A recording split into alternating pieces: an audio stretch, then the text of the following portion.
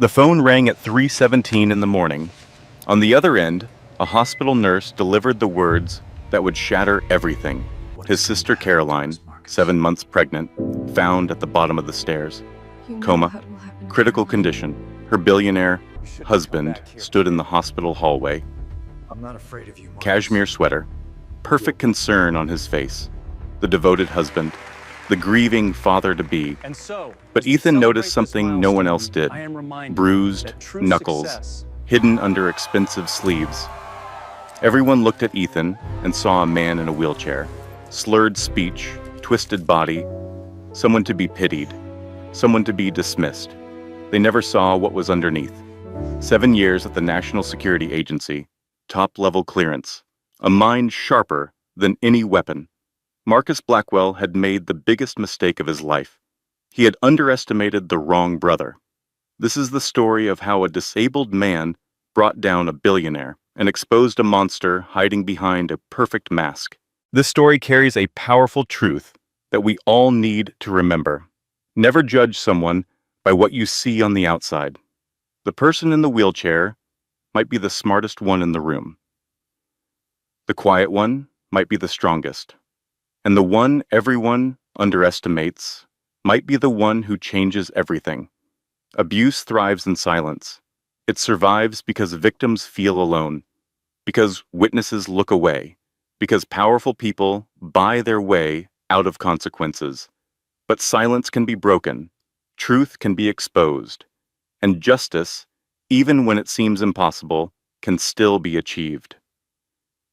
If you or someone you know is experiencing domestic violence, please know this. You are not alone. Your story matters. And there are people who will believe you. The phone rang at 3:17 in the morning. Ethan's hand knocked over his medication bottles, reaching for it. Pills scattered across the nightstand. Small white tablets rolling onto the floor. The sound of plastic against wood. Then silence.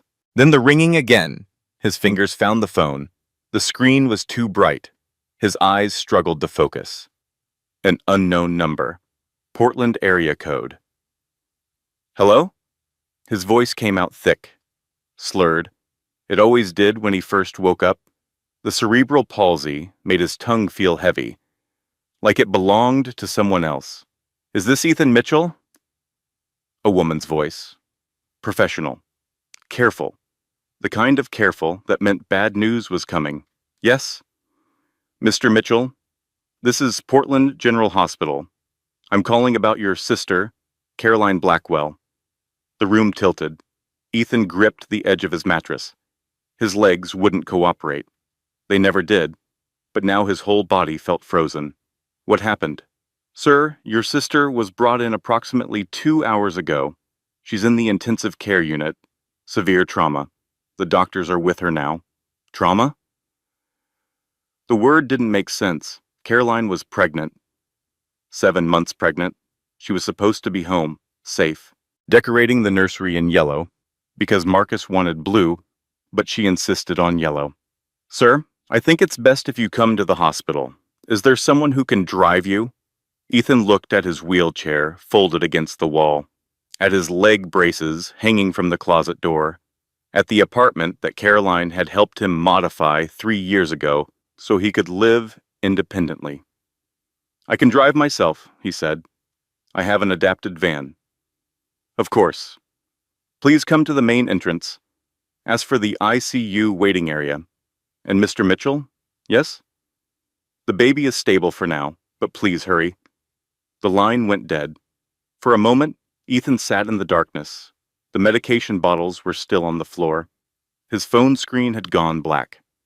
Somewhere outside, a car alarm wailed and then stopped. He reached for his leg braces. The drive to Portland General took 43 minutes. Ethan's adapted van had hand controls for acceleration and braking. Caroline had researched for months to find the right modifications.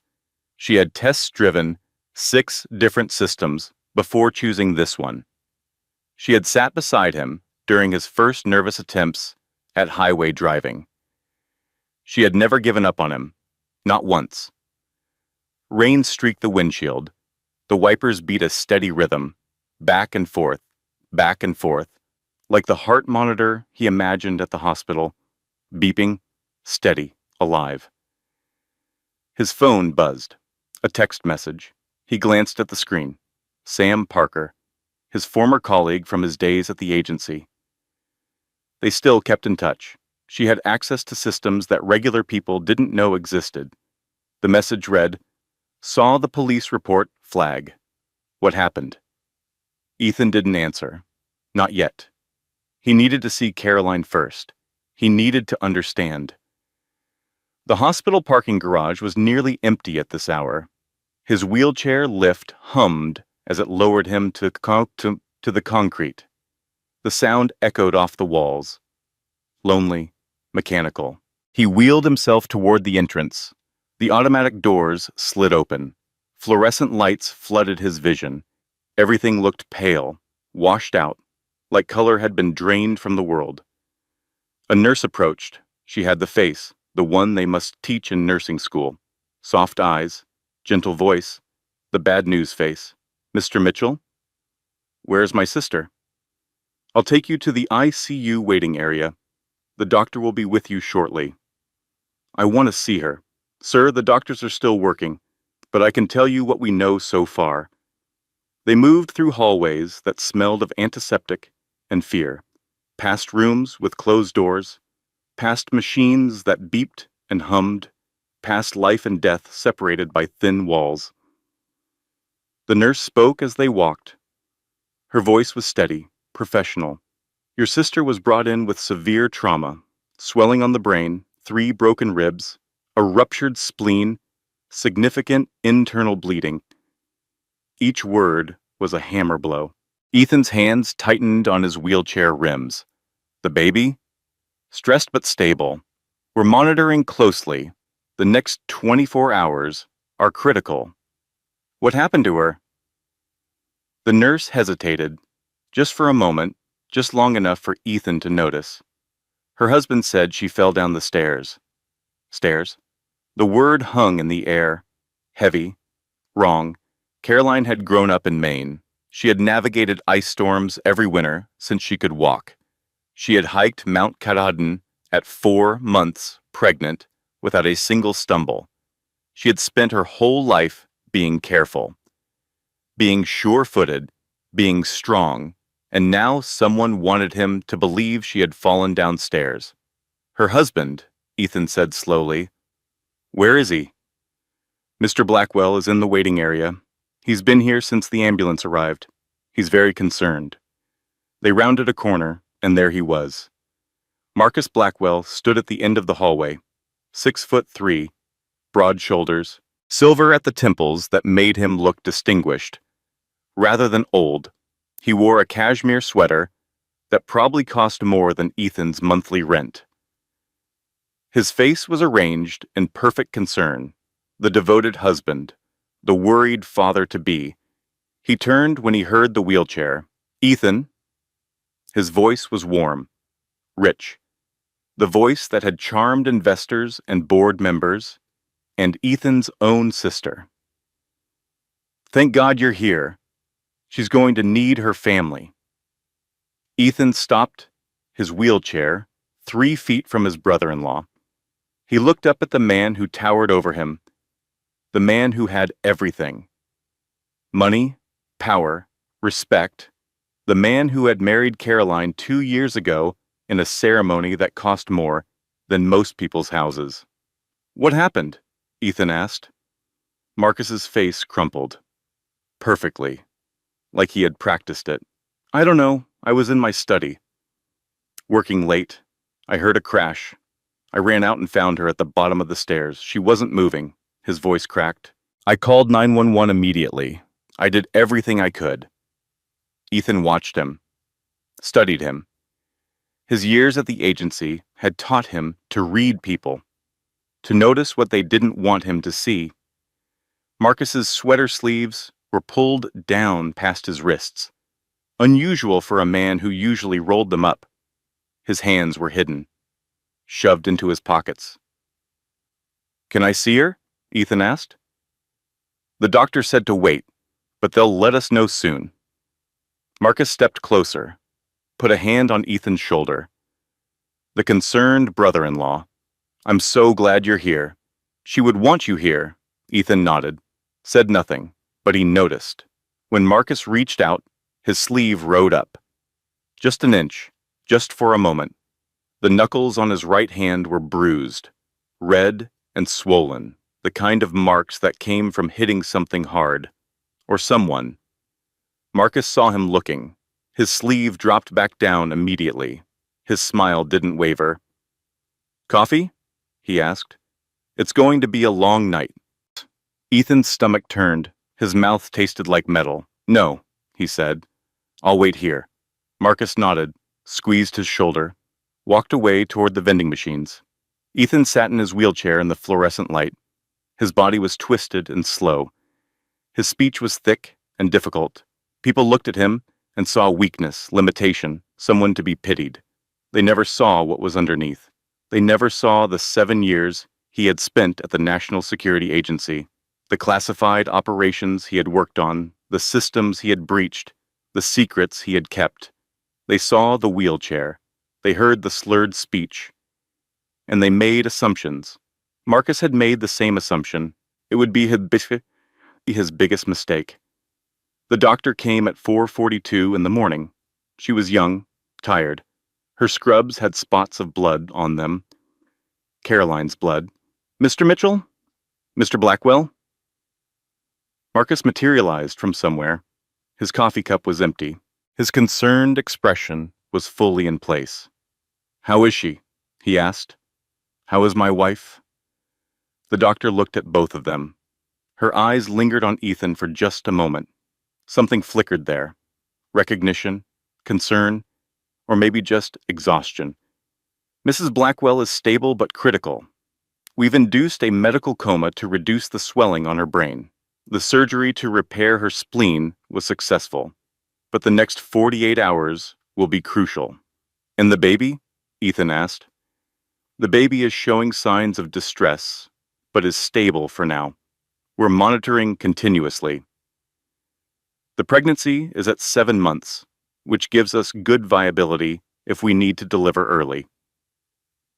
If we need to deliver early, the words echoed in Ethan's mind. His sister in a coma, her baby fighting to survive because of stairs. Can we see her? Marcus asked. Briefly, she won't be responsive, but sometimes patients can hear their loved ones, even in a coma. The doctor paused. One at a time, please, and be prepared. She has significant bruising and swelling. Marcus went first. Of course he did. The devoted husband. Ethan waited in the hallway. His phone buzzed again.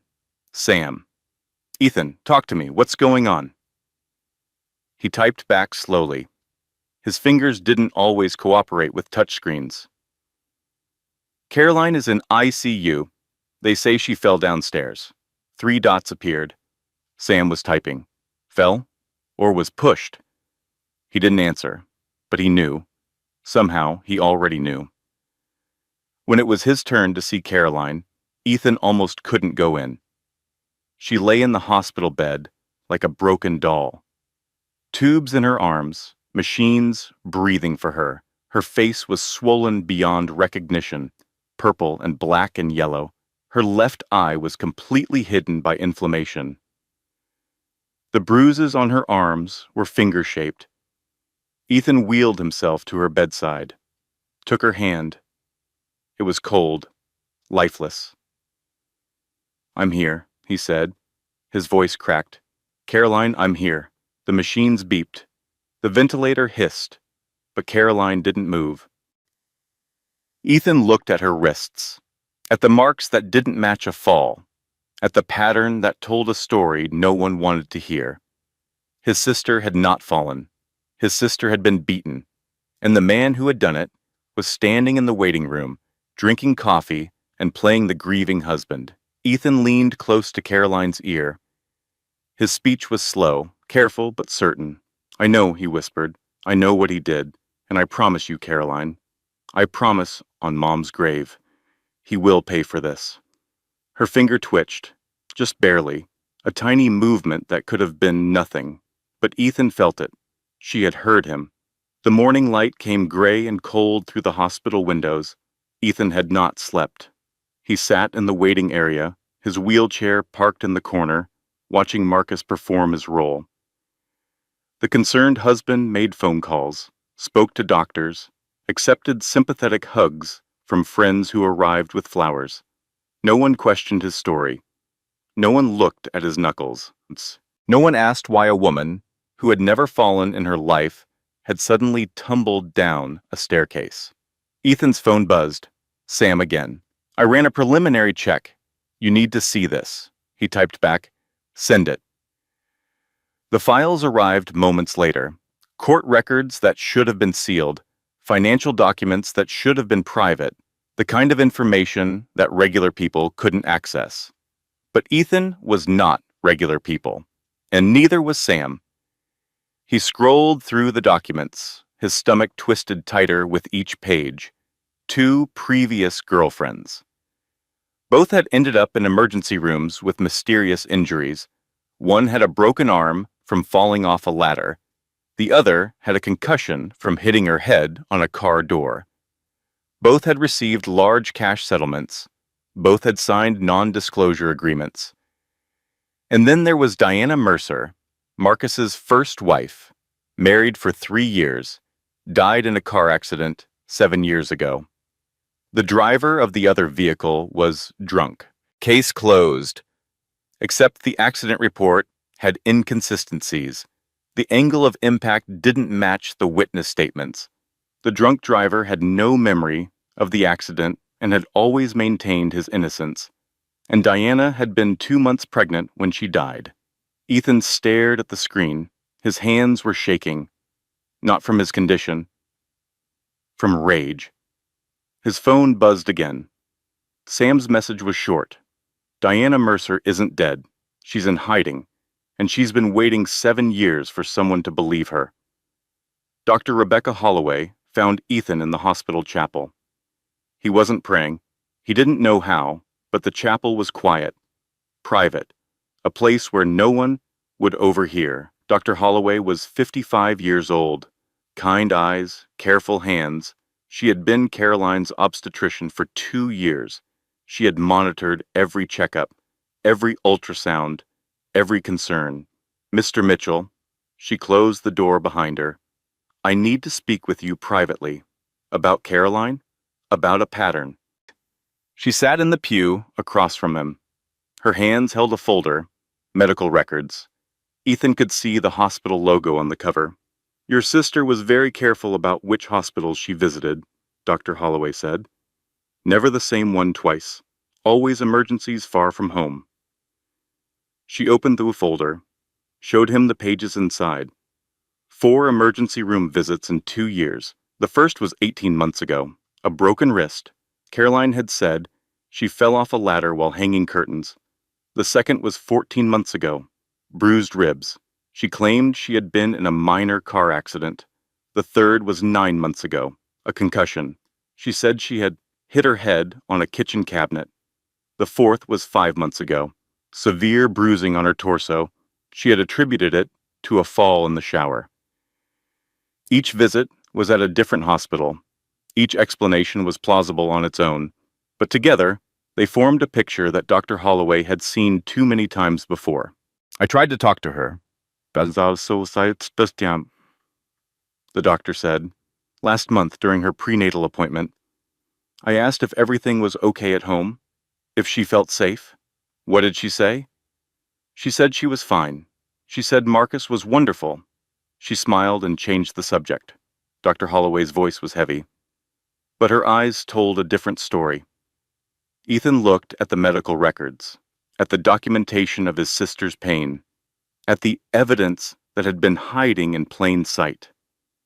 He had visited Caroline a dozen times in the past 2 years. He had seen her at Christmas dinners and birthday parties. He had watched her laugh at Marcus's jokes and lean into his embraces. He had never seen the truth, because he hadn't wanted to see it, because it was easier to believe that his sister was happy. that she had found her fairy tale, that the billionaire who swept her off her feet was everything he appeared to be. The guilt hit him like a physical blow.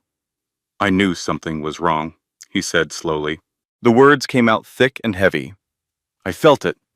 I saw the signs, and I did nothing." Dr. Holloway reached across the aisle, touched his hand. "You couldn't have known," she said. "Abusers are experts at hiding, and victims are experts at protecting them." Why would she protect him? Because she loved him, because she was afraid, because she thought she could change him. The doctor's voice was gentle but firm. Because leaving is the most dangerous time, and she probably knew that. Ethan thought about his sister, about the woman who had raised him after their mother died, who had worked double shifts to pay for his therapy and his college and his dreams. Caroline had always been the strong one, the caretaker, the protector, and now she lay in a hospital bed, broken and silent, while the man who had destroyed her walked free. "What can I do?" Ethan asked. Dr. Holloway looked at him for a long moment, at the wheelchair, at the twisted body, at the man everyone underestimated. "Find proof," she said, "because his lawyers will bury anything that isn't airtight, and then make sure the whole world sees it." Ethan returned to Caroline's room. Marcus was gone. A nurse said he had left to handle some business. Important calls. Couldn't wait. The room was quiet, except for the machines. Beep, hiss, beep, hiss. The rhythm of life being sustained by technology. Ethan wheeled himself close to the bed, took Caroline's hand again. "Remember when Mom died?" he said softly. "You were 21. I was 18. The doctor said I would never live independently. They said I would always need full-time care." The machines continued their steady beat. "You told them they were wrong. You said I was the smartest person you knew. You said my body might be broken, but my mind was perfect." His voice cracked. "You fought for me, Caroline.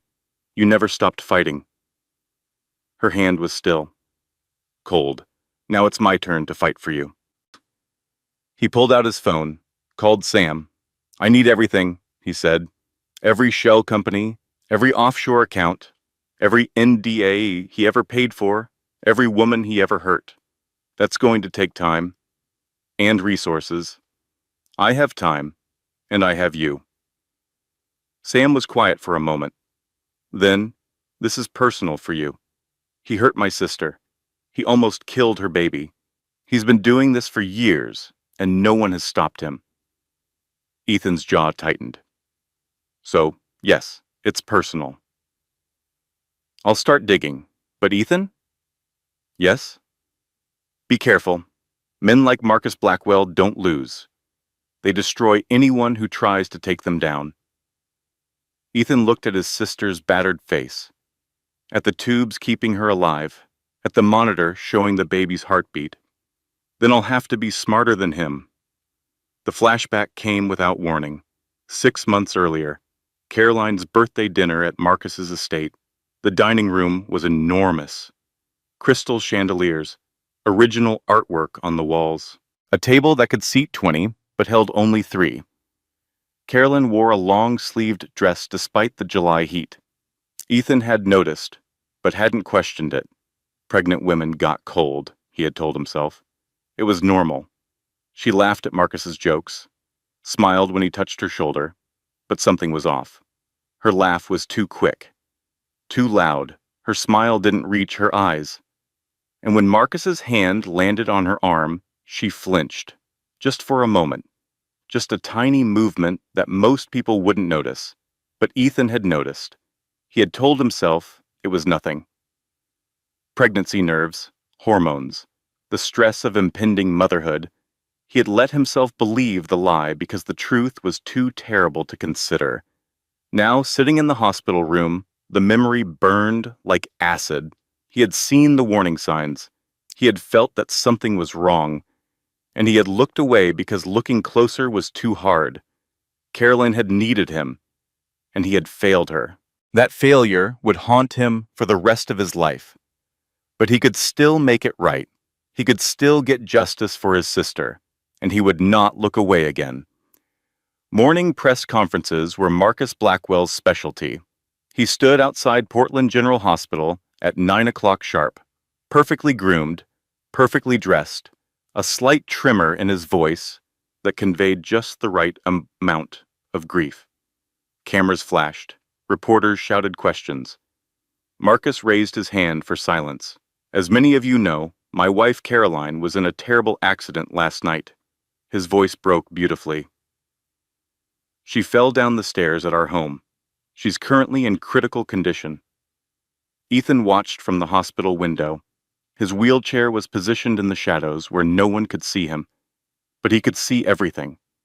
Our baby is stable but stressed, Marcus continued. We're asking for privacy during this incredibly difficult time. All I want is for Caroline to wake up. All I want is to hold my wife and tell her how much I love her. A reporter called out, "Mr. Blackwell, can you tell us what happened?" Marcus shook his head sadly. It was dark. She must have misjudged the stairs. By the time I heard the crash, she was already at the bottom. He wiped his eyes. I called 911 immediately. I did everything I could, but seeing her like that...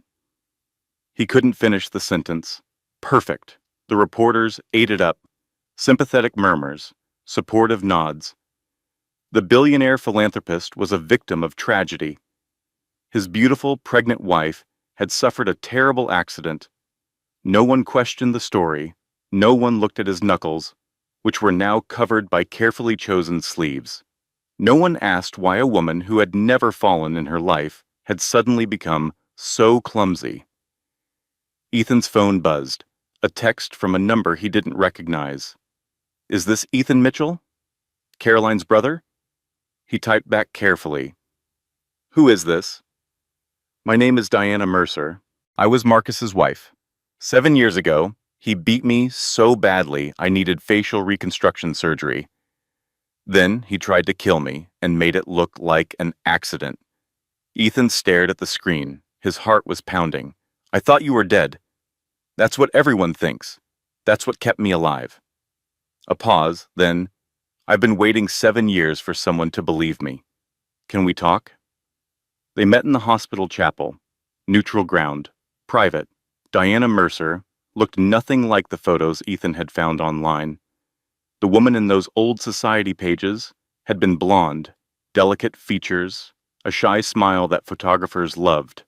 The woman who walked into the chapel was different. Darker hair, sharper cheekbones, a face that had been rebuilt from the bones up. But her eyes were the same, haunted, watchful. The eyes of someone who had seen the monster behind the mask.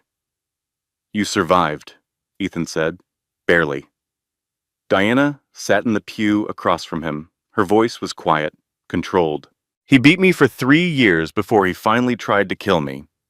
The night it happened, I was 2 months pregnant. What happened? He found out I had talked to a divorce lawyer, that I was planning to leave. Her hands clasped in her lap, white-knuckled. He lost control completely. When he was done, I couldn't see out of my left eye. I had 4 broken ribs, internal bleeding. Ethan felt sick. The pattern was so clear now, so obvious. He put me in the car himself, Diana continued. Said he was taking me to the hospital, but he took a different route, a back road near a cliff. She paused. The other driver was a man named Gerald Patterson. Marcus had paid him $50,000 to get drunk and run me off the road. He was supposed to kill me and then claim it was an accident. But you survived. The car went off the cliff. Gerald's car followed. He died on impact. I was thrown through the windshield. Diana touched her face. The scars were faint now, hidden by years of surgery. I spent 6 months in a hospital in Mexico. Another year in recovery. By the time I could function again, I was already dead. Dead? Legally dead. Marcus had the body identified as mine. Dental records, can be manipulated when you have enough money. The case was closed. The grieving husband moved on. Ethan processed this. The scope of Marcus's deception was staggering. Not just abuse, not just attempted murder, a complete cover-up involving falsified records and paid conspirators. "Why didn't you go to the police?" Diana laughed. It was a bitter sound. "I did. 3 times, different jurisdictions, different years. Each time the investigation went nowhere. Witnesses recanted. Evidence disappeared. The investigating officer on my original case now works for Marcus's security company. He bought them. He buys everyone: judges, prosecutors, journalists, anyone who might be a threat." Diana leaned forward. "That's why I've been waiting. I have documents, medical records, financial transfers, a recording of him admitting what he did." "A recording?"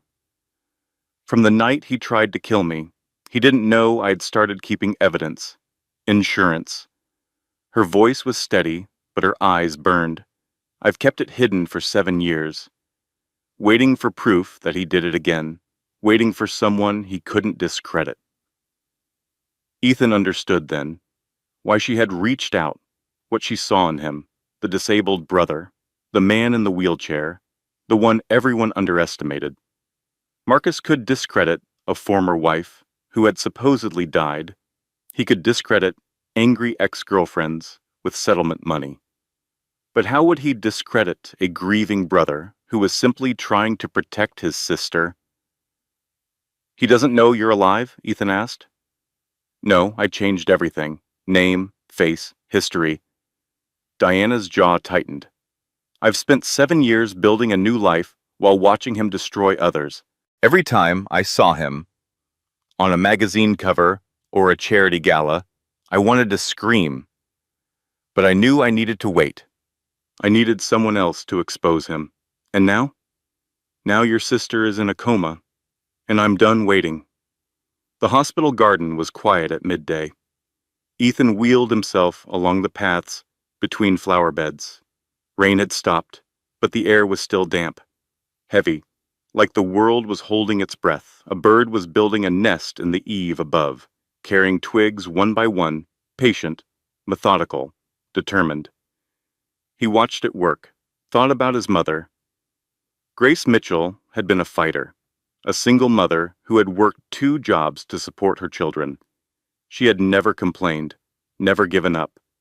Even when Ethan's condition meant endless doctor visits and expensive therapies. "Your body may be slower than others," she used to say, "but your mind is faster. Use what you have."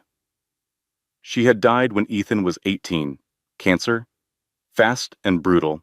Caroline had been 21, just finished with college, ready to start her own life. Instead, she had come home, taken over the bills, handled Ethan's care, put her own dreams on hold to make sure her little brother had a future. She had given him everything. And when she finally found her own happiness, when she finally met someone who made her laugh and dream, Ethan had been so grateful that he hadn't looked closely enough. He had wanted her to be happy, so he had convinced himself she was. Now she lay in a hospital bed, fighting for her life, and the man who had put her there was giving press conferences about his grief. The bird finished placing another twig, flew away to find more. Ethan's phone buzzed. "Diana. He's going to try to move her. I've seen him do this before. Get the victim to a private facility where no one can ask questions. When? Soon. He has lawyers drawing up the paperwork now. Medical power of attorney. He'll claim it's what she would want." Ethan thought about Caroline, about the woman who had fought for him his whole life, who had never given up, never stopped believing. She wouldn't want this. She would want to fight. "What do I need to do?" he asked. "Get proof? Real proof. Something his lawyers can't bury. Something the whole world will see." "I have a contact. Former agency. She's already digging." "Good. But you need to move fast. Once he has her in his facility, it's over." Ethan looked at the bird, at the nest that was slowly taking shape, one twig at a time. How fast? 3 days, maybe less. 3 days to bring down a billionaire. 3 days to expose a man who had been hiding his crimes for over a decade. 3 days to save his sister. It seemed impossible, but Ethan had done impossible things before. "I'll be ready," he said. Marcus returned to Caroline's room at 3 o'clock. He brought flowers, orchids, expensive and elegant, the kind of flowers that looked impressive in photos. Caroline hated orchids. She had told Ethan once that they reminded her of funerals, cold and waxy and artificial. Marcus didn't know that.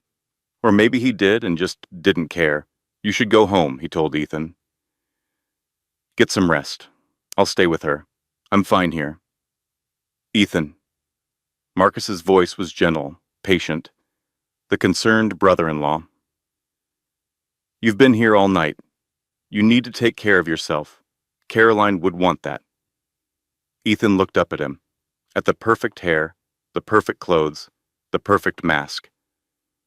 "I'm not going anywhere." Something flickered in Marcus's eyes. Annoyance, quickly hidden. "Of course," he smiled. "Whatever you need. We're family, after all." He moved to Caroline's bedside, touched her face, gentle, loving. The devoted husband.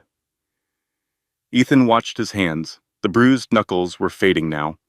In another day or two, there would be no visible marks at all, just like there were never any visible marks on Caroline.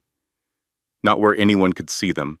Marcus leaned down and kissed Caroline's forehead, a perfect gesture of tenderness. Ethan's stomach turned.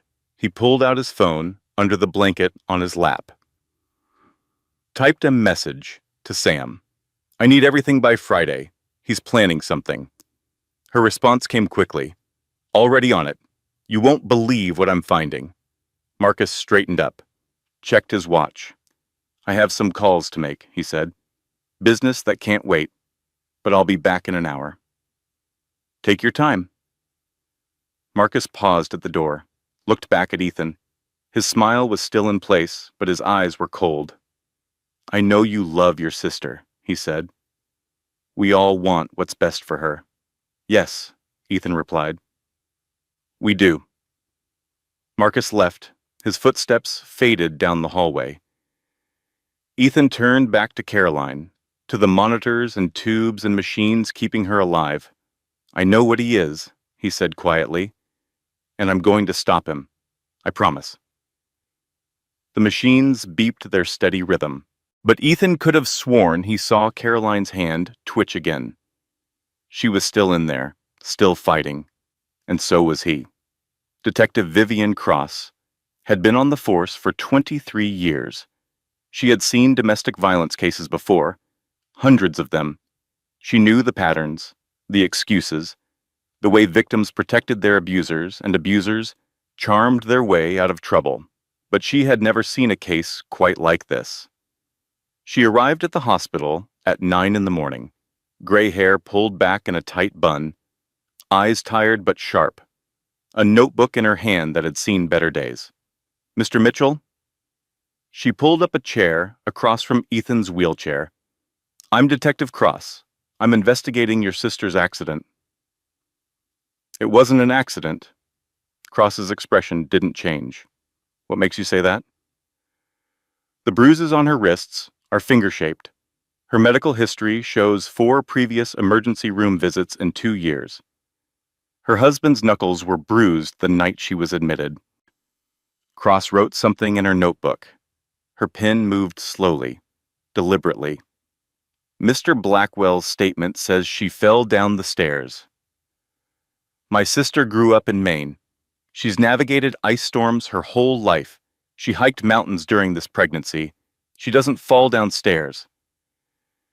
"People do fall, Mr. Mitchell, especially pregnant women. Their center of gravity changes. They become unsteady." Ethan leaned forward. His voice came out slow and careful, fighting the slur that always got worse when he was emotional. "Look at her injuries. Look at where the bruises are. Look at the pattern. Cross studied him for a long moment, at the wheelchair, the twisted posture, the speech that marked him as disabled. She made a decision. Ethan saw it happen. The slight closing off, the subtle dismissal. I appreciate your concern, she said. Mr. Blackwell has a spotless reputation. He's donated millions to domestic violence shelters. He's on the board of 3 charities that help abuse victims. That's not irony, Ethan said. That's a cover. Cross closed her notebook. We'll continue investigating, but unless we find evidence of wrongdoing, there's nothing actionable here. What about the previous ER visits? Accidents happen, Mr. Mitchell, especially to busy people. What about the NDA payments to his former girlfriends? Cross paused. Her eyes narrowed slightly. What NDA payments? 2 women received settlements from Marcus Blackwell in the past 5 years. Both had been to emergency rooms with suspicious injuries. Both signed non-disclosure agreements. How do you know this? Ethan met her gaze steadily. I know how to find things. For a moment, something shifted in Cross's expression, a crack in the professional facade, but then it closed again. I appreciate the information, but without those women coming forward, there's nothing I can do. She stood. I'm sorry about your sister, Mr. Mitchell. I truly am, but I need evidence, not speculation. She left. Ethan sat in the empty waiting room. The fluorescent lights hummed overhead. Somewhere down the hall, a machine beeped its steady rhythm. He pulled out his phone, called Sam. I need to meet you, now. The diner was 3 miles from the hospital. Cheap coffee, plastic booths, the kind of place where no one looked twice at a man in a wheelchair having lunch with a woman in a rumpled jacket. Sam Parker slid into the booth across from him. She was 34 years old, dark hair cut short, eyes that missed nothing. They had worked together at the agency for 4 years. She had been one of the few people who never treated Ethan differently because of his condition. She judged people by their minds, not their bodies. I've been digging all night, she said. She slid a laptop across the table. Blackwell Enterprises is a maze. 12 different shell companies across 6 countries. Money flowing in and out like water. What about the women? 3 separate NDs that I've found so far. $2 million each for their silence.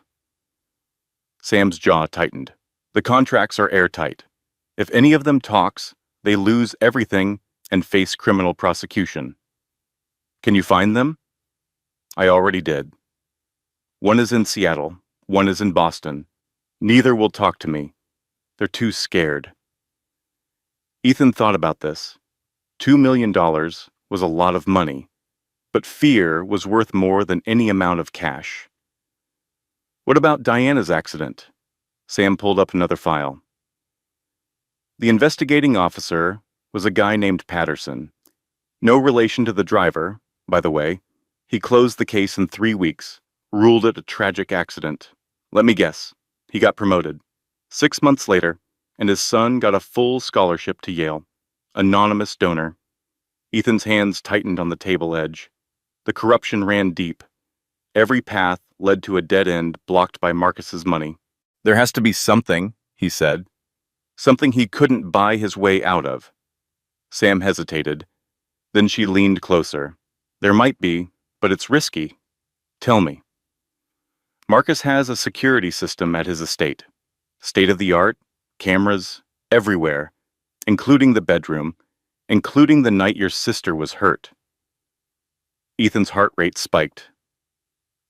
He recorded it? He records everything, paranoid about security, but those files are stored on a private server with military-grade encryption. Can you access it? Maybe. The system was installed by the same contractor who did the NSA building in Maryland. I know the back doors. Sam's voice dropped. But if I get caught, I'm looking at federal charges, and so are you.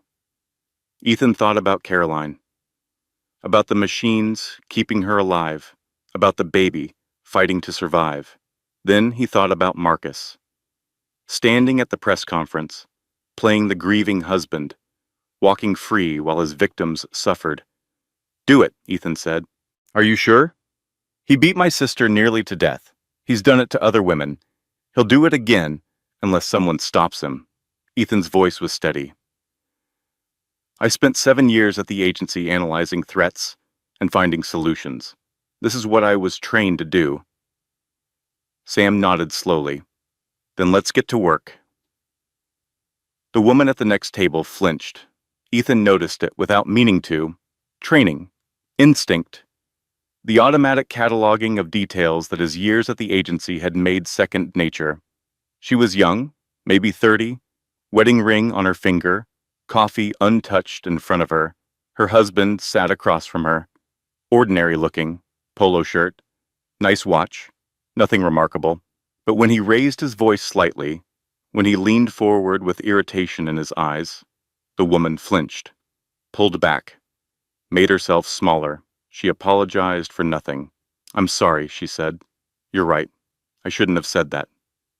The husband relaxed, patted her hand. Everything was fine. Everything was normal. But Ethan recognized that flinch. He had seen it in Caroline 100 times. The automatic response of someone who lived with fear, who had learned that making themselves invisible was the safest option. He had seen it and hadn't understood. Now he did. Sam was still talking about encryption protocols and server vulnerabilities, but Ethan's mind was elsewhere. How many women were sitting in diners right now, flinching at raised voices? How many were hiding bruises under long sleeves? How many were telling themselves that the monster they lived with was just stressed, just tired, just having a bad day? And how many would end up like Caroline if someone didn't stop it? "Ethan?" He blinked, focused on Sam. "Sorry, what did you say?" "I said I need 48 hours. Can you keep Marcus distracted for that long?" Ethan looked at the woman across the diner. She was smiling now, laughing at something her husband said. "Playing the role of happy wife." "Yes," he said. "I can do that," said. The memory came unbidden. 2 years ago, Caroline's wedding day. She had been radiant. White dress that she had chosen herself, flowers in her hair, a smile that lit up the entire church. Marcus had spared no expense. Private jets flew in guests from around the world. The reception was at his estate. 300 people toasted the happy couple. Ethan had given a speech. Standing at his wheelchair, voice fighting to be clear, he had talked about his sister's strength, her kindness, her unwavering love. "I know you worry about me," Caroline had said afterward, adjusting his boutonniere. "But Marcus is different. He sees me, Ethan, not just what I can do for him. Me." She had believed it. Completely. Desperately. Because Marcus was good at making people believe. It was his greatest skill. Ethan remembered watching them dance, Caroline's head on Marcus's shoulder, his arms around her waist. The picture of perfect love. He had been so relieved, so grateful that his sister had finally found happiness after years of sacrifice. He had wanted to believe, so he had. And now Caroline was in a coma, and the man who had promised to love and protect her had nearly killed her. She believed in him because she wanted to believe. Because hope is harder to kill than trust. The truth of that settled into Ethan's bones, heavy and cold. He couldn't change the past. He couldn't undo the years of blindness. But he could make sure Marcus never hurt anyone again. That would have to be enough. The parking garage was empty at 9 o'clock at night. Ethan had stayed late at the hospital, sitting with Caroline, watching the monitors, waiting for any sign of improvement. The doctors said the swelling was going down. That was good news. But she was still in the coma, still silent, still fighting a battle no one else could see. He was wheeling himself toward his van when he heard the footsteps. They came from behind, slow and deliberate. echoing off the concrete walls. Working late? Marcus stepped out of the shadows. He was alone, no lawyers, no concerned friends, just him and Ethan and the empty garage. "I've been visiting my sister," Ethan said. "Yes, I noticed." Marcus walked closer. His shoes were expensive, Italian leather. They clicked against the concrete with each step. "I've also noticed other things. The questions you've been asking. The people you've been talking to." Ethan's hands tightened on his wheelchair rims. "I'm just trying to understand what happened." "What happened is that your sister had an accident. A terrible, tragic accident." Marcus stopped 3 feet away, looking down at Ethan from his full height. "That's the official story, and that's the only story. What if I don't believe that story?" Something shifted in Marcus's face, the mask slipping, the charming billionaire disappearing. What remained was cold, empty, predatory. "You think anyone will believe you?" His voice was flat now. No warmth, no performance. "The cripple with the speech impediment? Against me?" The word hit like a slap. Cripple. Ethan had heard it before. From bullies in school. From strangers who thought they were being funny. From people who saw his wheelchair and assumed they knew everything about him. But hearing it from Marcus was different. Because Marcus wasn't ignorant. He was deliberately cruel. "Your sister understood her place eventually," Marcus continued. "She learned when to speak and when to stay quiet, when to smile and when to cry." He leaned closer. "You'll learn too. I'm going to find out what really happened." "No, you're not." Marcus's smile was thin and sharp. "Because if you do, if you keep asking questions and talking to the wrong people, things might happen. Accidents, tragedies." He paused, let the threat hang in the air. "Did you know your sister's baby is still at risk? Premature delivery, complications. So many things can go wrong in a hospital." His voice dropped to a whisper. "I would hate for anything else to happen to your family." Ethan felt cold, real cold. The kind that started in your spine and spread outward until your whole body was ice. Marcus was threatening the baby, his own child. The life that Caroline had been protecting with her own broken body. "You would hurt your own child? I would protect my reputation, at any cost." Marcus straightened up. The mask slid back into place. Concerned husband, loving father, perfect gentleman. Think about that, Ethan. Think very carefully about what you want to do next. He walked away. His footsteps echoed through the garage, then silence. Ethan sat alone in the darkness. His hands were shaking. Not from cold, from rage. Marcus thought he had won, thought that his threat would be enough to silence a man in a wheelchair. Thought that Ethan would back down like everyone else had. He was wrong. The next morning, Ethan found Caroline's room full of lawyers. Thomas Ashford stood at the foot of the bed, 55 years old, expensive suit, the kind of smile that never reached his eyes. He was Marcus's personal attorney, had been for 15 years. He had buried more scandals than most people would ever know about. "Mr. Mitchell," he held up a folder. "We need to discuss your sister's care." "What about it?" "Mr. Blackwell has concerns about the quality of treatment at this facility. He believes Caroline would be better served at a private medical center. Better specialists, more personal attention." Ethan felt his stomach drop. This was exactly what Diana had warned him about. Moving Caroline somewhere private. Somewhere no one could ask questions. "She's stable here. The doctors are excellent. That may be true, but as her husband, Mr. Blackwell has the authority to make decisions about her care." Ashford opened the folder. "He has medical power of attorney. Caroline signed it 3 months ago. 3 months ago. Right after her last emergency room visit. The one she blamed on falling in the shower." Ethan looked at the document. Caroline's signature at the bottom. Shaky, uncertain. The signature of someone who was afraid. This isn't what she would want. With respect, Mr. Mitchell, you don't speak for your sister. Mr. Blackwell does. Ashford's smile widened slightly. The transfer will happen at the end of the week. Friday at the latest. Friday. 3 days away. I want to consult with her doctors, Ethan said. Of course, but ultimately, this decision rests with her husband. We're all on the same side here. We all want what's best for Caroline. The words were smooth, reasonable, the perfect cover for what was really happening.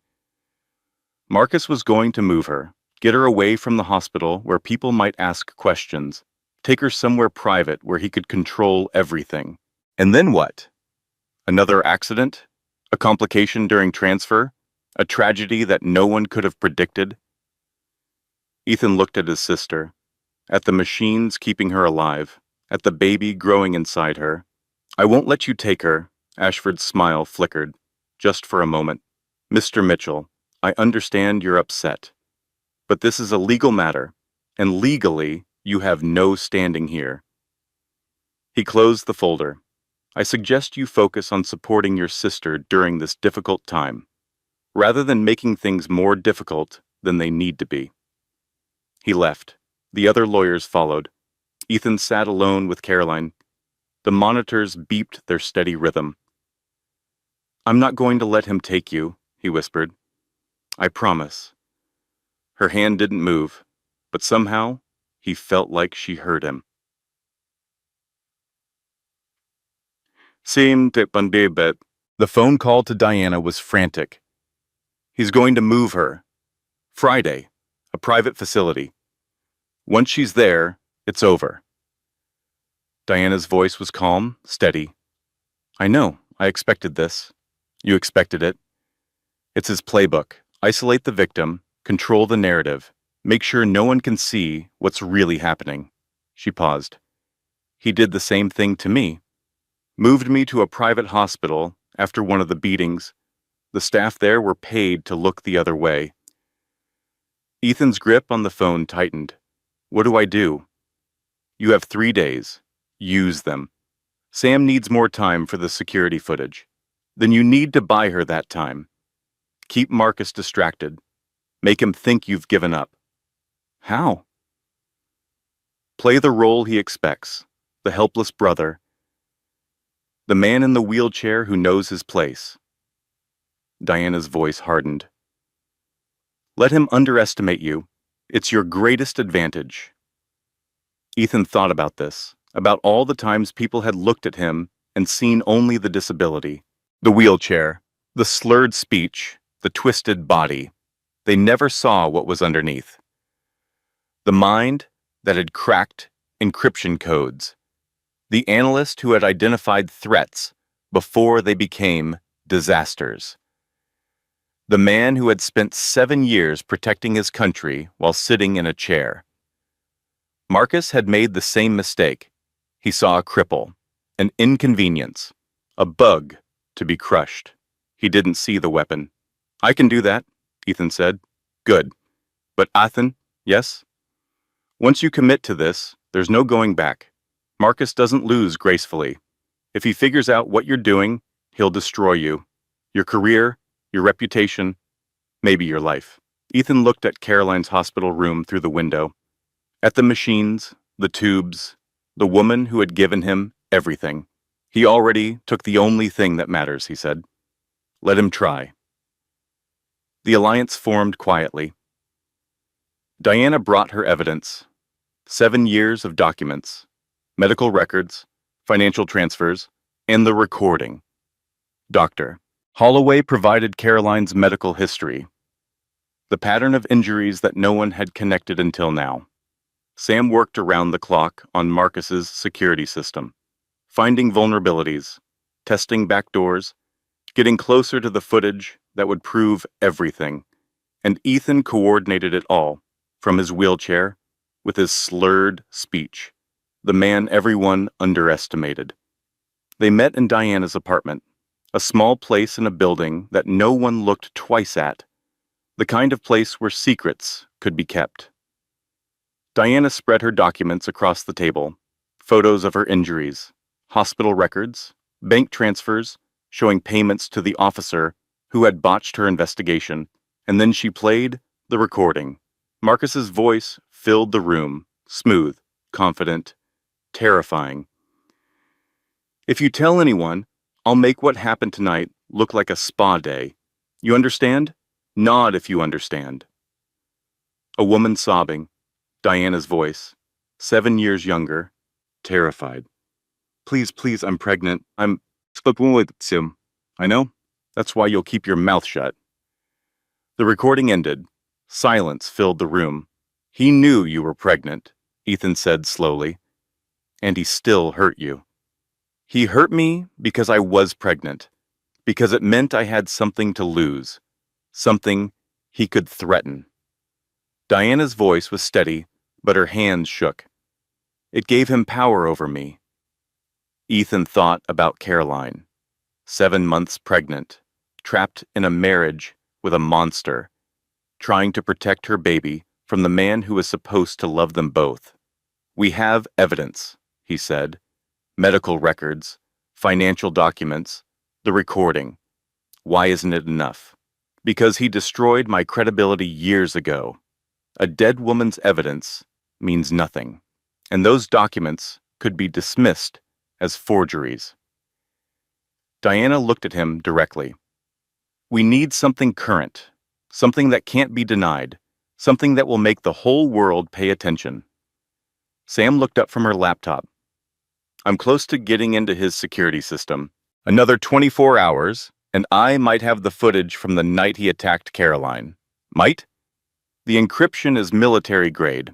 I'm good, but I'm not magic. Ethan nodded.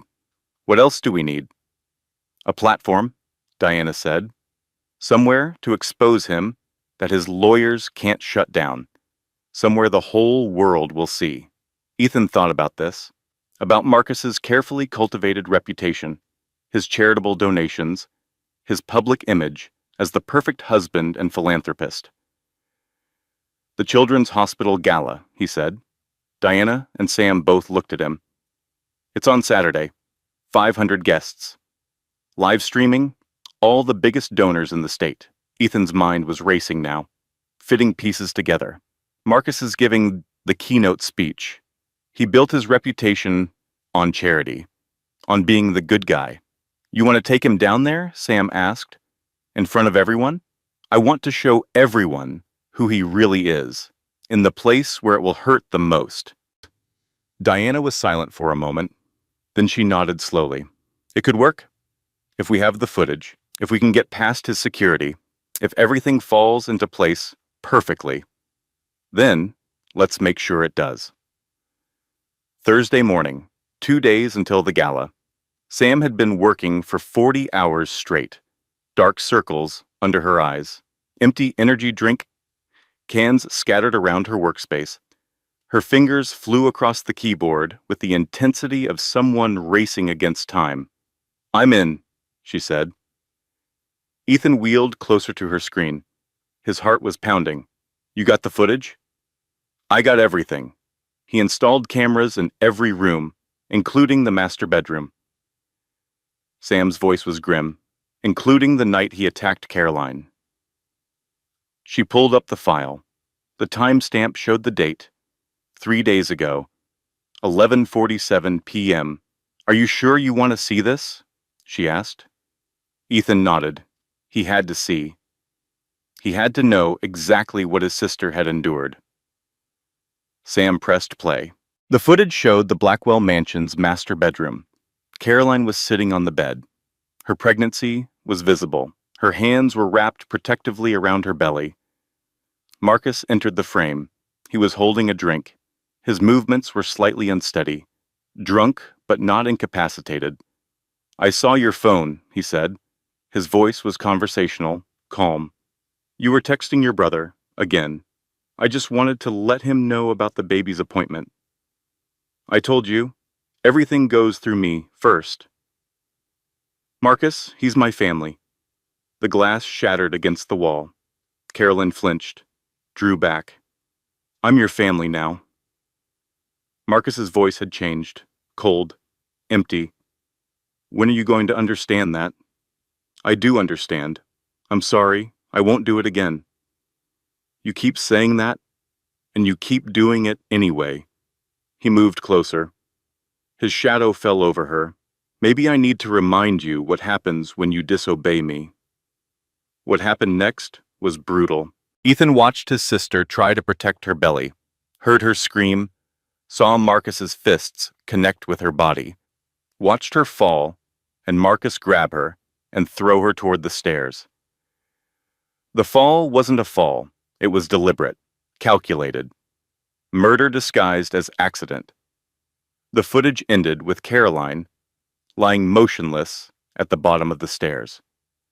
Marcus standing over her, then calmly pulling out his phone and calling 911. His voice was perfect when he made the call, panicked, terrified. The devoted husband who had just found his wife at the bottom of the stairs.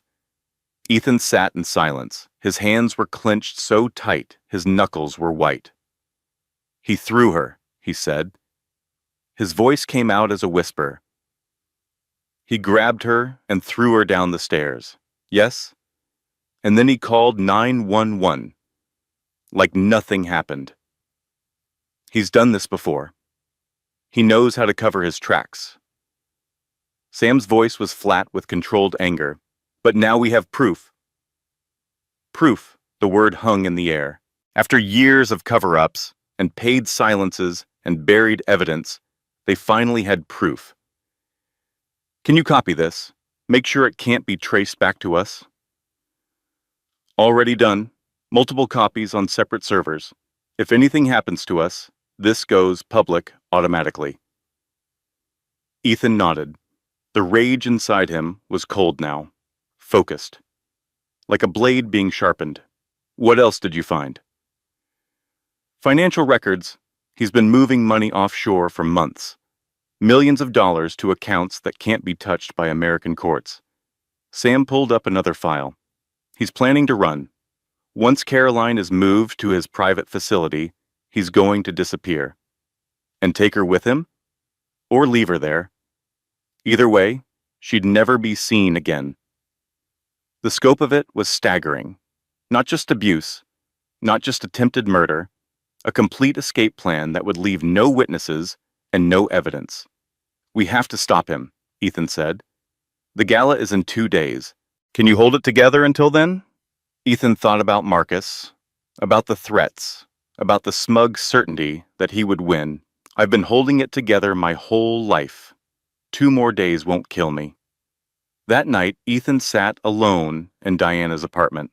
The documents were spread around him, evidence of Marcus's crimes, the recording, the footage, everything they needed to destroy him. But it wasn't enough.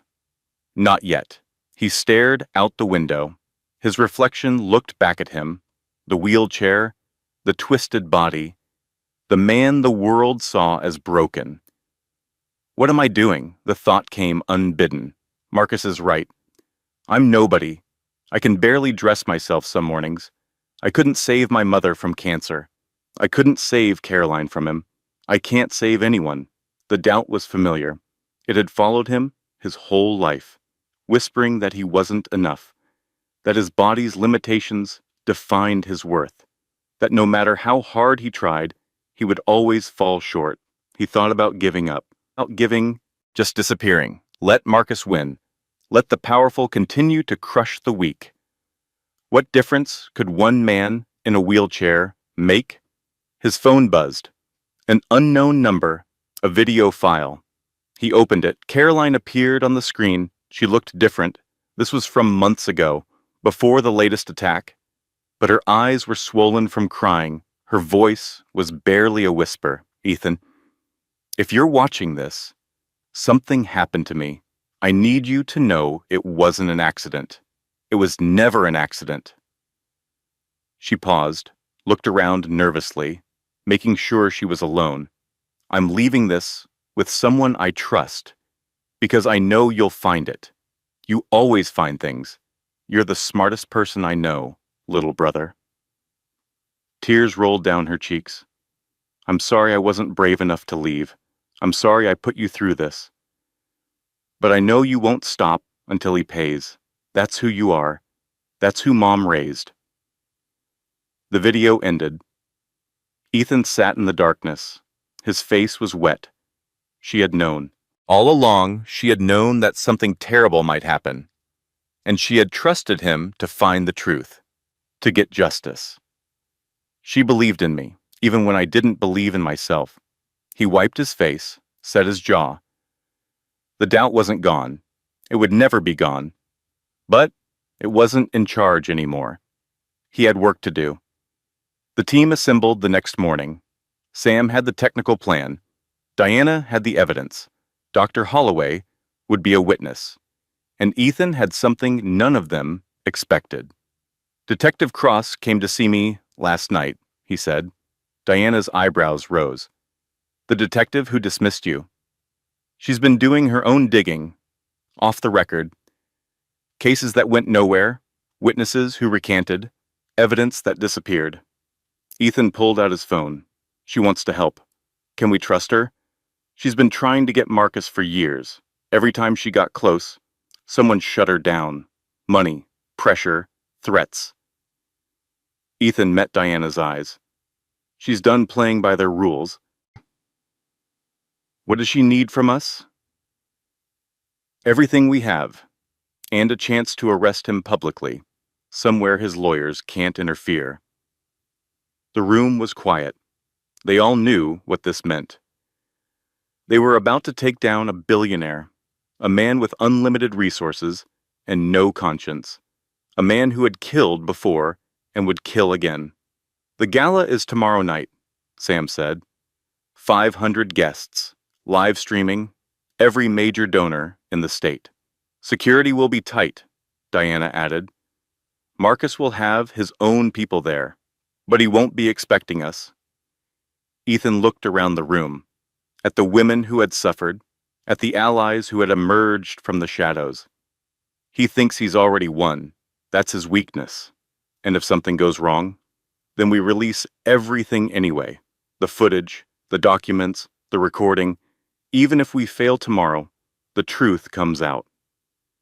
Diana nodded slowly. "Then let's make sure we don't fail." That afternoon, Ethan visited Caroline. Her room was quiet. The machines beeped their steady rhythm. The afternoon sun came through the window and painted patterns on the floor. "The doctors say you're getting better," he told her. "The swelling is down. They might wake you up soon." Her face was still bruised, but the swelling had reduced. He could see her features now. His sister's face, the face that had smiled at him through every challenge of his life. "I have to tell you something," he said. "I found the video you left, the one where you told me the truth." Her hand lay motionless on the white sheets. "I know I should have seen it sooner. I should have asked questions. I should have protected you." His voice cracked. "I failed you, Caroline, and I'm sorry." The machines beeped. The ventilator hissed. "But I'm not going to fail you again. Tomorrow night, we're going to expose him, in front of everyone. The whole world is going to see who he really is." He took her hand. It was warmer now. Not so cold. "I need you to hold on. Just one more day, then it's over. I promise." Her finger twitched. A tiny movement, almost imperceptible. But Ethan felt it. And he knew she had heard. Friday. The day before the gala, Ethan hadn't slept. His mind was racing through scenarios, plans and contingencies, everything that could go wrong, and how to prevent it. His apartment was covered in notes, timelines, names, access codes that Sam had extracted from Marcus's security system. The phone rang at 7 in the morning. Detective Cross. "We need to meet," she said. "I have something you need to see." The meeting was at a coffee shop across from the courthouse. Cross looked different out of her usual suit. Tired, older, like the weight of 23 years on the force was finally showing. "I've been a cop for a long time," she said. "I've seen a lot of things I wish I could forget, but nothing haunts me like the cases I couldn't solve. She slid a folder across the table. Marcus Blackwell has been on my radar for 7 years, ever since Diana Mercer died. The accident never made sense to me. The angles were wrong. The witness statements were inconsistent. But the case was closed. I know. My supervisor shut it down. Told me there wasn't enough evidence. Cross's jaw tightened.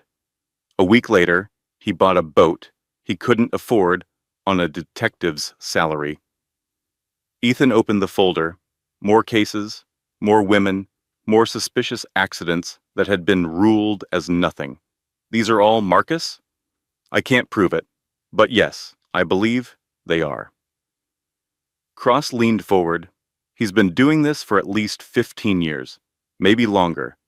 And every time someone gets close to the truth, the investigation disappears. Why are you telling me this now? Because you're different. You're not a cop he can buy off. You're not a journalist he can threaten. You're her brother. Cross's voice softened slightly. And brothers don't give up. What do you need from me? The evidence. All of it. The footage, the recordings, the financial documents. Cross met his eyes. Give me that, and I'll make sure he's arrested. Publicly. In front of witnesses he can't intimidate. The gala. 500 people, live streaming. His lawyers won't be able to stop it. Ethan thought about this, about the risk, about everything that could go wrong. How do I know I can trust you? Cross was silent for a moment. Then she reached into her jacket and pulled out a badge. Her badge. She set it on the table. I've given 23 years of my life to this job. I've followed the rules, done everything by the book. And every time, men like Marcus Blackwell walked free because they could afford to. She pushed the badge toward him. Tomorrow night, I'm not following the rules anymore. I'm doing what's right. If that costs me my badge, so be it. Ethan looked at the badge, at the woman who was risking everything. We're going to need your help getting past security, he said. Tell me what you need. The plan came together piece by piece. Sam would handle the technical aspects. Hijacking the gala's audiovisual system. Broadcasting the footage to every screen in the ballroom. Diana would be there in person, ready to reveal herself as the wife Marcus had supposedly killed 7 years ago. Dr. Holloway would provide medical testimony, the pattern of injuries, the evidence of systematic abuse. Detective Cross would have officers standing by, ready to make the arrest the moment the evidence was shown, and Ethan would be the face of it all, the brother who had uncovered the truth, the man in the wheelchair that no one had suspected. What about the other women? Diana asked. The ones who signed NDAs? I've reached out to both of them, Ethan said.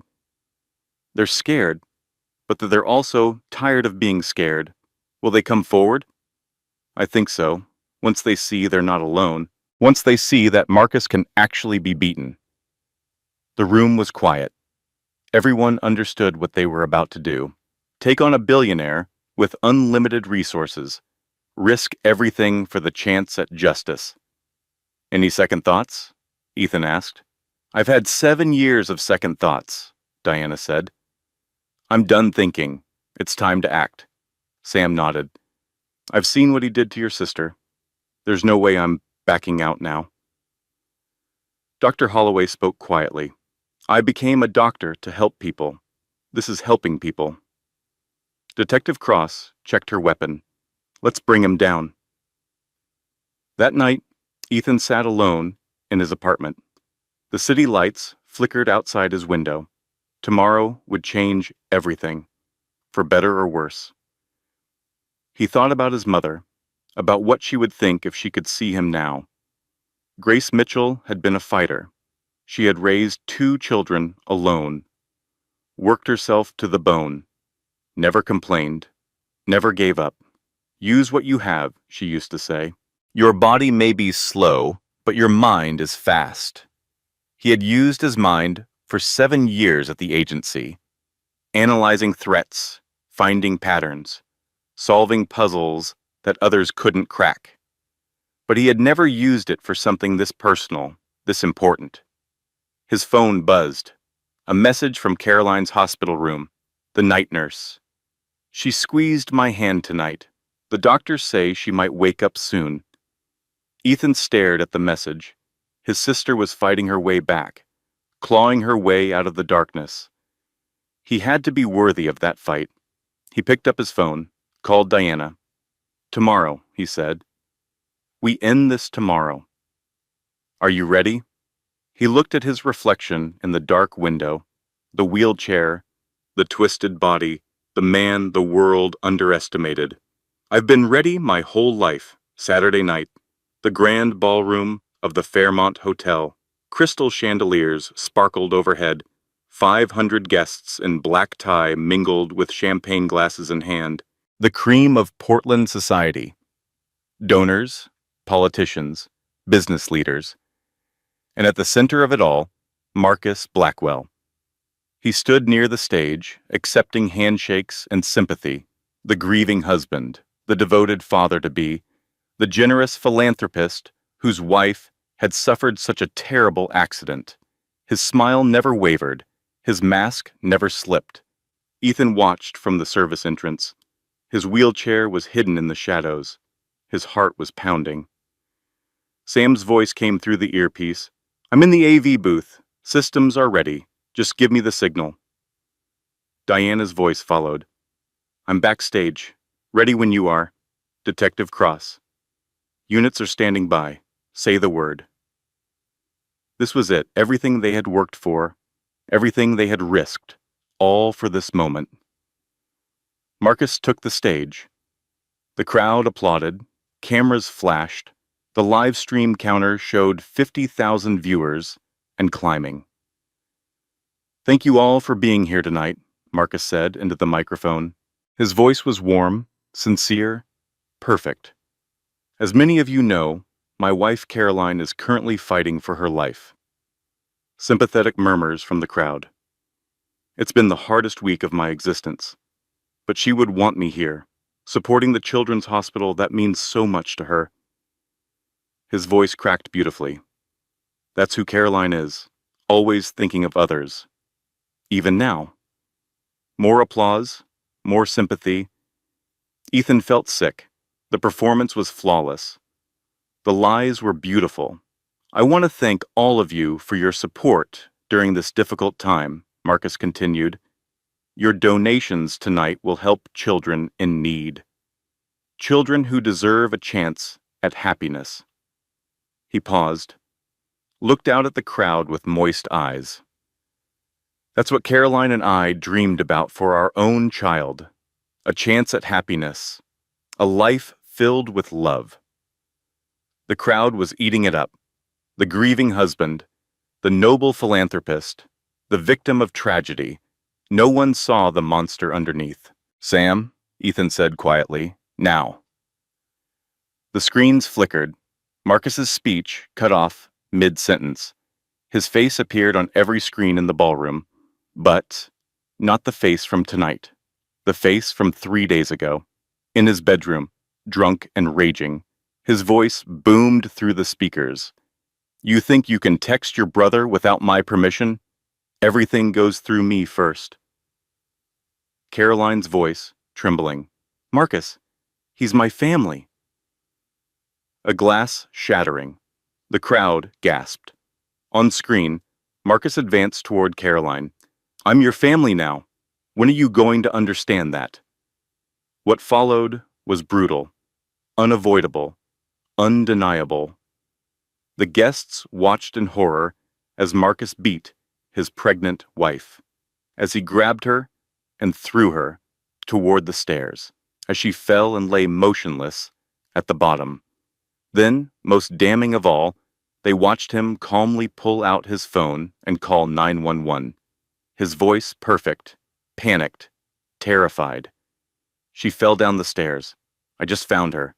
Please hurry. The footage ended. The ballroom was silent. 500 people staring at Marcus Blackwell, their faces white with shock. Marcus stood frozen on the stage. His mouth was open. No words came out. Ethan wheeled himself into the center of the room. The crowd parted around him. Their eyes moved from the screens to the man in the wheelchair. "My name is Ethan Mitchell." His voice came through the speakers, slow, deliberate, clear. "That woman on the screen is my sister Caroline, 7 months pregnant, currently in a coma because of the man you had just applauded." Murmurs spread through the crowd. Phones came out, more cameras recording. "For 2 years, Marcus Blackwell systematically abused my sister. He beat her behind closed doors.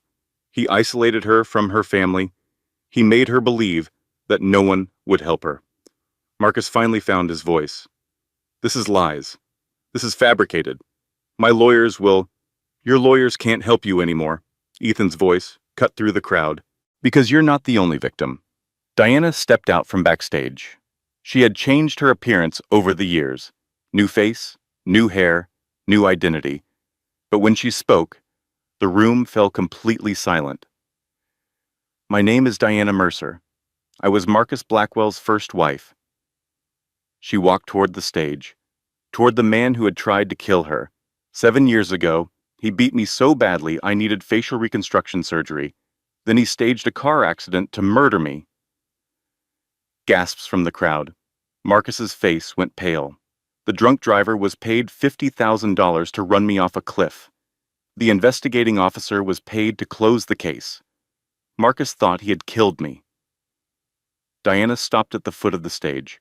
He was wrong. She held up photos, her old face, her new face, the hospital records, the financial transfers. "I've been waiting 7 years for this moment. 7 years of watching him hurt other women. 7 years of knowing the truth and being unable to prove it."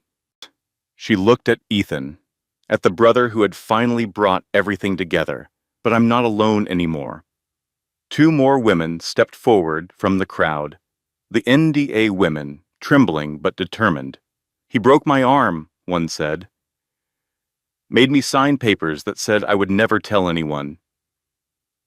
"He gave me a concussion," the other added. "Paid me $2 million to stay quiet." The crowd was shifting now, moving away from Marcus, creating a circle of space around him. Marcus tried to leave, tried to push through the crowd toward an exit. Detective Cross stepped into his path. "Marcus Blackwell." She held up her badge. "You're under arrest for aggravated assault, attempted murder, and conspiracy to commit murder." His lawyer tried to intervene. Thomas Ashford pushed through the crowd. "My client has rights. This is illegal. You can't... Thais. Your client has the right to remain silent." Cross snapped handcuffs onto Marcus's wrists. "I strongly suggest he uses it." The crowd parted. Officers appeared at the doors. Cameras flashed. The live stream counter showed 2 million viewers now. Marcus was led through the ballroom, past the people who had admired him, past the donors who had praised his generosity, past the society that had embraced him as one of their own. He turned his head, found Ethan in the crowd. His eyes were full of hatred, pure and burning. "This isn't over," he said. "You have no idea what you've started." Ethan met his gaze steadily. "Yes, I do. I'm finishing it." The gala dissolved into chaos. Reporters swarmed. Guests demanded answers. Security tried to maintain order. But in the middle of it all, Ethan sat quietly in his wheelchair. Sam appeared beside him. "Diana, Dr. Holloway." "We did it," Sam said. "It's actually over." "Not over," Ethan replied. "Just beginning." He pulled out his phone. Called the hospital. "This is Ethan Mitchell. I need to check on my sister." The nurse's voice was excited. "Mr. Mitchell, we were just about to call you. She's waking up." Sunday morning, Portland General Hospital. Ethan had been at Caroline's bedside for 3 hours when her eyes finally opened. They were confused at first, unfocused, taking in the hospital room, the machines, the tubes. Then they found him. "Ethan?" Her voice was barely a whisper. rusty from disuse. I'm here. He took her hand. You're safe. He can't hurt you anymore. She blinked, processing. Then understanding flooded her face. Marcus, he's in custody, no bail. Oh, he's never going to hurt anyone again. Caroline's eyes filled with tears, not of sadness, of relief, pure overwhelming relief. How? Ethan told her, about Diana, about Sam, about Dr. Holloway and Detective Cross, about the gala and the footage and the arrest that 2 million people had watched live. You did this, she whispered when he finished. My little brother, you saved me. I should have done it sooner. I should have seen the signs. I should have... Stop. Her hand squeezed his, weak but insistent. You couldn't have known. I didn't want you to know. I was protecting you. Protecting me? He threatened you. Said if I ever told anyone, he would make sure something happened to you. An accident. Her voice cracked. I couldn't let him hurt my little brother. Ethan felt the tears come. All this time, he had blamed himself for not seeing. And all this time, she had been trying to protect him. Mom would have wanted me to save you, he said. Mom would have been proud. Carolyn touched his face. Her fingers were gentle. I'm proud. They sat in silence, brother and sister, survivor and protector. The sun came through the window and painted patterns on the wall. John Kent. Dr. Holloway arrived at noon. She was smiling, really smiling for the first time since this ordeal began. I have good news, she said. The baby is strong. Heartbeat is perfect. We were worried about the stress, but she's a fighter. She? Caroline's hand went to her belly. A girl. 7 pounds at full term if you make it that far, which I believe you will. Caroline looked at Ethan. Her eyes were shining. A girl. I'm having a girl. Just like you wanted. She laughed. It was weak, broken, but it was real. I want to see her. The ultrasound. Dr. Holloway nodded. I'll arrange it. But first there's someone who wants to meet you. Diana entered the room. She looked different in the daylight, softer somehow, less guarded, like a weight had finally been lifted. Caroline, she approached the bed slowly. I'm Diana Mercer. I was Marcus's first wife. Caroline reached out her hand. Ethan told me about everything you did, everything you risked. Diana took her hand. 2 women, 2 survivors, meeting for the first time. He told me I was crazy, Diana said, that no one would believe me. I spent 7 years hiding, waiting for someone else to see the truth. I spent 3 years apologizing. Caroline's voice was steady. Making myself smaller, believing I deserved what he did to me. But you didn't. None of us did. No. Caroline squeezed Diana's hand. We didn't. They sat together. The silence between them was not uncomfortable. It was understanding, recognition, the bond of shared trauma and shared survival. What happens now? Carolyn asked. Now we testify, Diana said. Now we make sure he never does this to anyone else. Will the other women testify too? They already are. 3 more came forward after the gala. Women who had never told anyone before. Diana's voice was fierce with hope. He thought he could silence us with money and threats. He was wrong, Bumpty.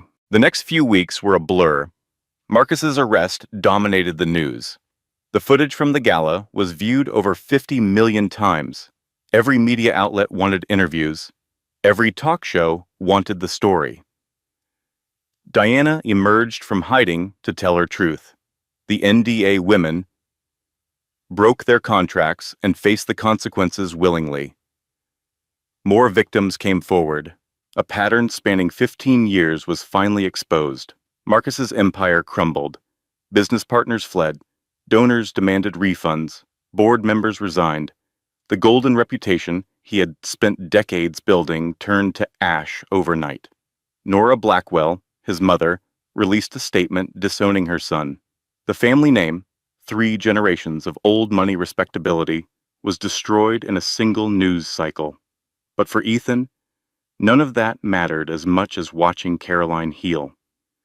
She was released from the hospital 3 weeks after the gala. Not to the mansion, that was evidence now, but to a small house near the coast that Diana helped her find. Ethan's apartment was nearby, close enough to visit every day. "I keep waiting to wake up and find out it's not real," Carolyn told him one afternoon. They were sitting on her porch, watching the ocean. "That he's still out there. He's in federal custody. No bail. Trial starts in 3 months. I know, but..." She touched her belly. 8 months now. Almost there. "I still check the locks 3 times before bed. That might never go away completely." "I know that too." She looked at him. "But I'm learning to live with it. To live, period." The waves crashed against the shore. Seabirds cried overhead. "Dr. Holloway says the baby is perfect," Caroline said. "Strong heartbeat. Good position. Ready to come whenever she wants. Have you thought about names?" Caroline was quiet for a moment, then she smiled. "I have one in mind, but I want to wait until she's here to be sure." They sat in comfortable silence, brother and sister, watching the ocean, breathing the salt air. For the first time in years, the silence wasn't filled with fear. The trial lasted 6 weeks. The evidence was overwhelming. The footage, the medical records, the testimony of 5 women who had survived Marcus Blackwell's abuse. Diana took the stand and told her story. Calm, detailed, devastating. The NDA women broke their silence publicly. Their courage inspired others. By the end of the trial, 12 victims had come forward. Marcus's lawyers tried everything. Character assassination, technical objections, attempts to suppress evidence. None of it worked.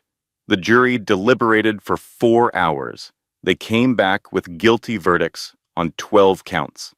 25 years to life. Marcus was led from the courtroom in handcuffs. He didn't look at anyone, didn't make a statement. The mask was finally, completely gone. Caroline didn't attend the sentencing. She was in the delivery room. The call came at 6:37 in the evening. Ethan was in his van, heading to the hospital, when Sam called. "She's in labor. Get here fast." He made it in 23 minutes, a new personal record. The waiting room was full of people. Diana, Dr. Holloway, Detective Cross, Sam, the women who had testified, the allies who had emerged from the shadows, all of them waiting, all of them hoping. Hours passed, the sun set, the city lights came on. At 11:42 p.m., a nurse appeared. "Mr. Mitchell, your sister is asking for you." Ethan wheeled himself down the hallway. His heart was pounding. The delivery room was quiet now. The chaos of birth had passed. What remained was peace. Caroline lay in the bed, exhausted but radiant. In her arms was a bundle wrapped in pink. "Ethan," her voice was hoarse but happy, "come meet your niece." He wheeled close to the bed, looked at the tiny face emerging from the blanket. "She's beautiful," he whispered. "She's perfect." Caroline looked at him. Her eyes were full of tears. "I want you to be the first to know her name." "What is it?" Caroline smiled, the smile that had carried him through every difficult day of his life. "Grace, after Mom." Ethan felt the tears come, didn't try to stop them. Mom would have loved that. Mom would have loved her. Caroline touched the baby's face. "And she would have been so proud of you, Ethan. So incredibly proud." He reached out, touched his niece's tiny hand. Grace's fingers wrapped around his thumb, tiny but strong, holding on. "Welcome to the world, Grace," he said softly. "I'm your Uncle Ethan, and I'm going to protect you. Always." 3 months later, Ethan received a phone call. A reporter from the Washington Post, they wanted to do a profile on him. The disabled brother who had brought down a billionaire, the man everyone had underestimated. "Why did you hide your background?" the reporter asked during the interview. "Your years at the NSA, your technical expertise. Why let people think you were just a man in a wheelchair?" Ethan thought about this, about all the times people had looked at him and seen only the disability, the limitation, the weakness. "I didn't hide anything," he said finally. "People saw what they wanted to see. A man in a wheelchair who talks slow. They filled in the rest. But you could have corrected them." "Why?" "Underestimation is a weapon." He paused. "I just chose when to use it." The quote went viral. Disability advocates celebrated it. Others squirmed, recognizing their own assumptions. But Ethan didn't care about the attention, the recognition, the sudden fame. He cared about Caroline, about Grace, about the small house near the ocean where his family lived. He cared about the mornings when Grace wouldn't stop crying until she heard his voice on the phone, about the afternoons when Caroline laughed, really laughed, for the first time in years. He cared about the women who had finally found their voices, the victims who had become survivors, the silence that had been broken forever. 1 year later, early morning. The phone rang at 3:17 in the morning. Ethan's hand reached for it automatically. His heart rate spiked. Old habits, old fears. "Hello? Uncle Ethan?" A woman's voice. Grace's babysitter. Laughing. "Sorry to call so late. Grace won't stop crying. Your sister says she only calms down when she hears your voice." The fear melted away, replaced by something warmer. He switched to video. There was Grace, red-faced and wailing, 1 year old now, loud and strong and full of life. "Hey there, little warrior," Ethan said slowly. "What's all this noise about?" Grace stopped crying, stared at the screen, reached for it with tiny fingers. Caroline appeared behind her, exhausted, happy, alive. "Thanks, little brother." "Any time, big sister," Grace babbled at the screen, incomprehensible but enthusiastic. "She's trying to tell you something," Caroline said. "I think she's saying she wants to go back to sleep. That makes two of us." They laughed. The easy laugh of family who had survived the worst and found their way back to each other. "Good night, Grace," Ethan said. "Good night, Caroline." "Good night, Ethan. Love you." "Love you too." The call ended. Ethan sat in his apartment, in his wheelchair, in a body that had never worked quite right, but his mind worked perfectly, and his heart was full. He thought about his mother, about the words she had repeated throughout his childhood. "Your body may be slower than others, but your mind is faster. Use what you have." He had used what he had, and he had won. Not just against Marcus, against every person who had ever looked at him and seen only weakness, against every voice that had told him he wasn't enough, against every doubt that had whispered that he couldn't make a difference. He had made a difference, and he would keep making differences. For Caroline, for Grace, for every person who felt invisible and powerless and alone. The bird outside his window was building a new nest. Second generation now. Life continuing. Ethan smiled, let himself feel the peace of it. Then he went back to sleep. If this story touched your heart, if it made you think, if it reminded you that strength comes in many forms, I would be so grateful if you could hit that like button. Your likes help this message reach someone who might need to hear it today. If you have thoughts about this story, leave a comment below. I read every single one. Your words matter to me. And if you want more stories like this, stories about courage, justice, and the power of never giving up, please subscribe and turn on the notification bell. Share this with someone who needs a reminder that they are stronger than they know. Thank you for being here. Thank you for listening until the end. Final statement. This content was carefully researched, developed, and manually edited by our team to bring meaningful lessons and valuable insights to our audience. Every story we create is crafted with purpose, designed not just to entertain, but to inspire, educate, and remind you of the strength that lives within all of us. Thank you for trusting us with your time. Until next time, stay strong, stay kind, and never underestimate yourself.